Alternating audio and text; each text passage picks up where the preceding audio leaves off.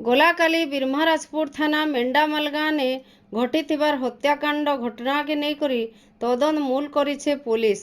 सन्धानी कुकुर साहाय्य पुलिस तनाघना मूल करिछे। गलाकाली राति रे मेंढामाल गाँव ने आघर शत्रुता के नेकरी बागमारीर गाँव रो अजित खंडगिरी के किछि लोक मारी देथिबार बेलके चंपामाल गाँव रो जुआन सूर्य प्रधान के हानि देछन। गुरुतर सूर्य के पहला बिरमहाराजपुर डाक्तरखाना आर पछे अवस्था खराब हेबानु ताहाकू बुल्ला डाक्तरखाना के न्या हेछे। तेबे चिकित्सा उतारू सूर्य ठीक ठाक थिबार जना पड़िछे। इयाडे घटना उतरू पुलिस मृतक अजितकर शव के जबत करी पोस्टमार्टम करबार संगे घर लोक देइछे।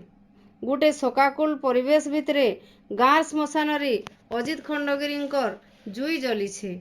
आज सकाळू मृत अजितकर भाई संजीत कुमार खंडगिरींको अभियोग आधार ने बिरमहाराजपुर पुलिस गोटे हत्याकांड मामला दायर करबार संगे तदंत मूल करिछे। आज बेलारे सन्धानी कुकुर नेकरी मेंढामाल गाँव से हत्याकांड जगह के पहुंचीबार संगे तदंत मूल करिछे पुलिस। घटना जगारू पुलिस के केतेडी सूचना मिलिथिबार जना पड़िछे। हत्याकांड परे हत्याकारी माने फेरार मारिथिले गला जने के पुलिस अटक रखिथिबार सूचना मिलिछे। तेबे पुलिस तुरंत हत्याकांड रे जड़ित थिबा लोकमानकू नाय धइले बागमारी गाँ लोके आंदोलन करबार धमक देछन।